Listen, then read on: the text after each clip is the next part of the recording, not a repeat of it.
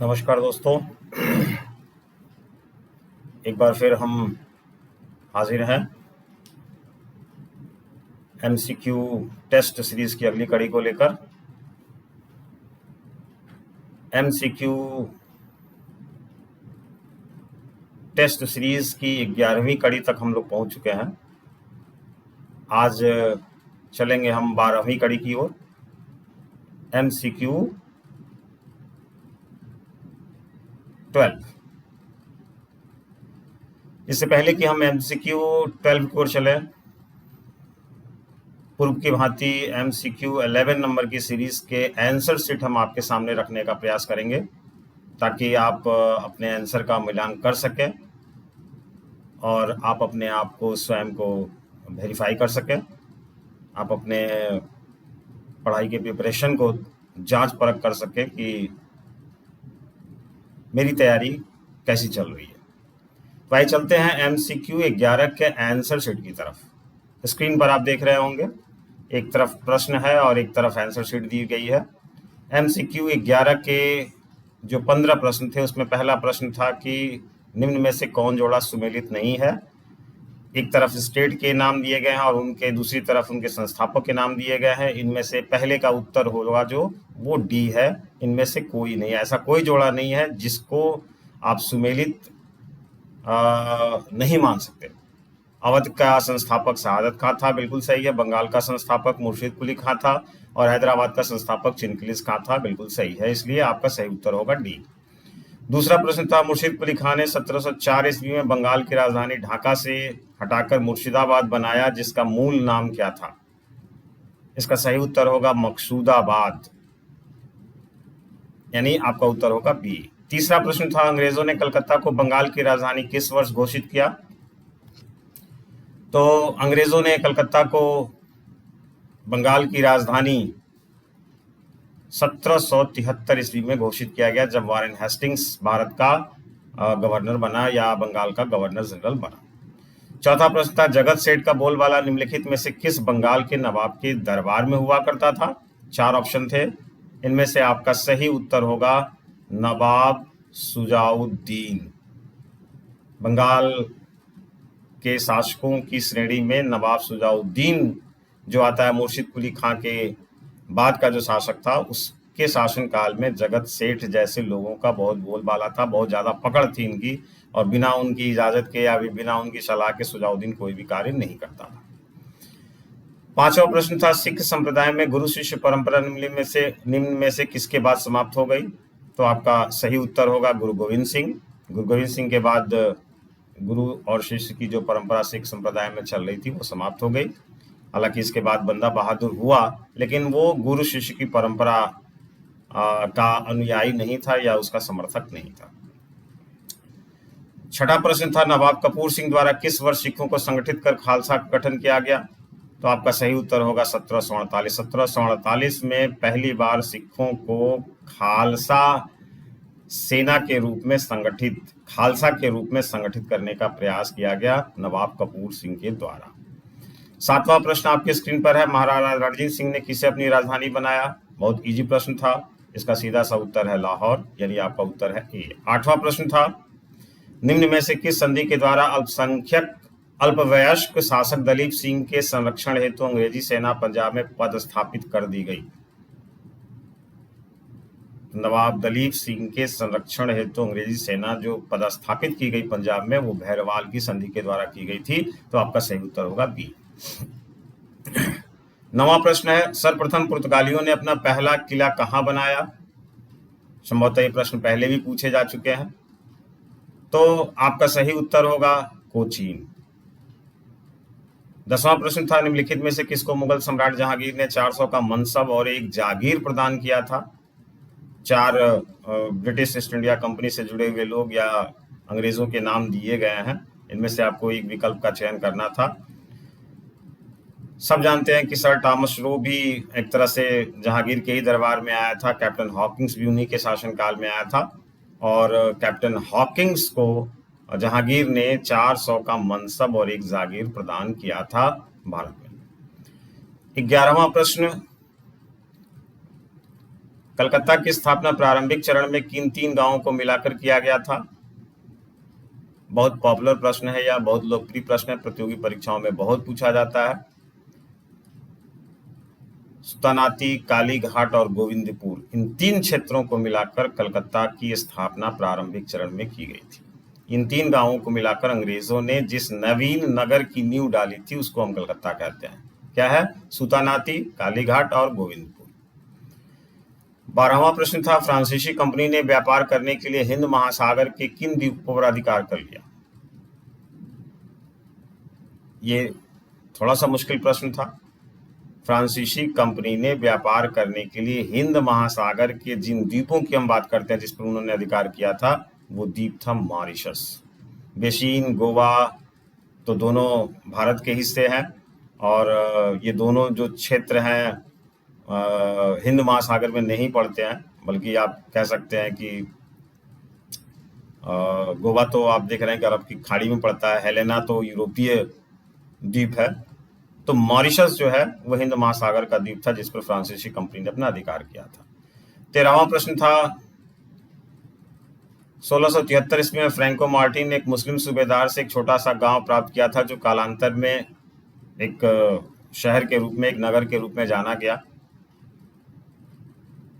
इस प्रश्न का जो उत्तर है वो पौंडीचेरी उत्तर होगा, यानी डी आपका उत्तर सही होगा। 14वां प्रश्न, किस अंग्रेजी अफसर ने औरंगजेब के सामने घुटने टेक कर माफी मांगी थी? इसका सही उत्तर होगा सर जॉन चाइल्ड। कुछ फरमान का उल्लंघन किया गया था और इसी फरमान के उल्लंघन के दंड स्वरूप जब एक्टिविटी ली गई, जब कार्रवाई की गई औरंगजेब के द्वारा, तो अंततः अपनी हार को नजदीक देखते हुए सर जॉन चाइल्ड ने जो है अंग्रेजों के सामने घुटने टेक कर माफी मांगने का प्रयास किया, जिस पर औरंगजेब ने उनको माफ भी कर दिया। और 15वां प्रश्न था MCQ 11 नंबर की सीरीज का, बंबई से कंपनी द्वारा ढाले गए सिक्कों को संपूर्ण मुगल राज्य में चलाने की अनुमति किस मुगल शासक ने प्रदान किया था? ये प्रश्न भी हमको लगता है कि पहले भी दोहराया जा चुका है कुछ दूसरे रूप में, तो इस प्रश्न का उत्तर होगा ए, यानी फर्रुखशियर। फर्रुखशियर के ही शासनकाल में जो फरमान जारी किया गया था व्यापारिक सुविधाओं को लेकर, उसी में यह एक शर्त थी कि ईस्ट इंडिया कंपनी जो बंबई में सिक्के ढालती थी उन सिक्कों को मुगल राज्य में चलाने की अनुमति प्रदान की जाएगी। तो इस तरह से MCQ 11 नंबर की सीरीज के ये आपके कह सकते हैं कि प्रश्न है और उसके उत्तर है। चलिए आज चलते हैं हम MCQ 12 नंबर की सीरीज पर। 12 नंबर की जो MCQ सीरीज है उसमें भी 15 सवाल आपके सामने रखे जाएंगे, आपकी स्क्रीन पर दिख रहे होंगे। एक एक प्रश्न आपके सामने हम रखते चलते हैं और पूर्व की भांति आप इस 15 सवालों के उत्तर कमेंट सेक्शन के माध्यम से हम तक पहुंचाने का प्रयास करें। तो MCQ 12 नंबर की सीरीज का पहला सवाल है, भारत में प्रवेश करने वाले पहले यूरोपीय शक्ति कौन थे? 4 ऑप्शन है, पुर्तगाली, डच, अंग्रेज और फ्रांसीसी। दूसरा सवाल है, वास्को डी गामा ने भारत पहुंचने में कब सफलता पाई?